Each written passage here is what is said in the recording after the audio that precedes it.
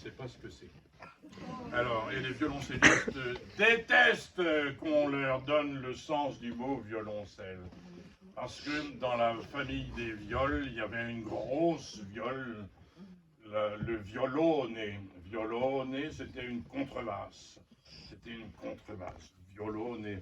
Jean-Sébastien Bach, dans le 6e concerto brandebourgeois, il écrit pour deux altos, 2 viols de gambe, un violoncelle et un violone, une grande contrebasse. Et quand le violoncelle commence à venir à la mode au XVIIe siècle et beaucoup plus au XVIIIe, eh bien, ce qui remplace cette contrebasse de viol, on ajoute un diminutif, cello. Cello, ça veut dire petit, ça veut dire, oui, c'est un diminutif. Donc, violoncello, c'est une petite contrebasse.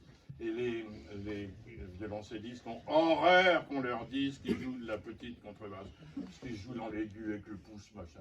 Enfin, le violoncelle, c'est une petite violone. Bach, Vivaldi, Telemann et d'autres ont-ils inventé le cinéma? Moi, je crois que oui. Parce que, imaginez, à l'époque de Bach et de Mozart, au XVIIIe siècle, combien on voyait d'images dans une vie.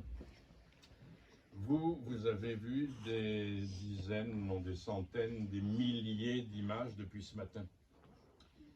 Dans la rue, sur les autobus, à la télévision, dans les magasins. Vous avez vu énormément d'images. Au XVIIIe siècle, où est-ce qu'il y avait des images? Dans les églises, mais elles n'étaient pas si nombreuses que ça. Il y avait quelques tableaux et puis des sculptures, naturellement.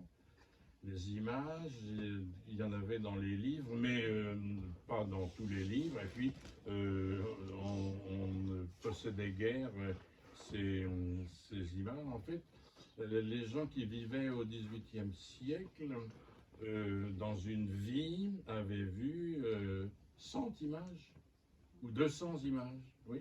Nous, c'est 200 000 depuis ce matin, chacun. Eux, c'était 200. Il y avait des tableaux dans le château, mais on n'allait pas au château à tout bout de champ. Donc on n'avait pas de... Alors comment faire pour créer des images? Mais la musique a beaucoup créé d'images. Par exemple, Vivaldi écrit les 4 saisons, et les 4 saisons sont vraiment fondées sur des poèmes qui racontent l'hiver, le printemps, l'été et l'automne. Par exemple, il y a le violon qui chante, c'est très très joli, c'est le sommeil. Et puis il y a les altos. Quand je jouais l'alto, on me faisait jouer.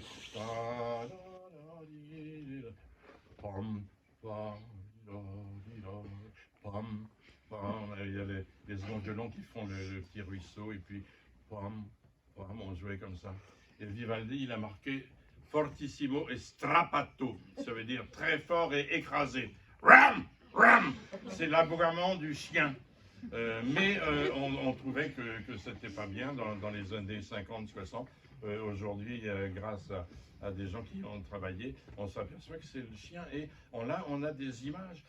Bieber, un extraordinaire violoniste qui a été Kapellmeister à Salzbourg, bien avant, 100 ans avant Léopold Mozart, il écrit La Battaglia, et ça raconte une bataille de mousquetaires avec la cavalerie, les chevaux, la bataille, celui qui est blessé, etc.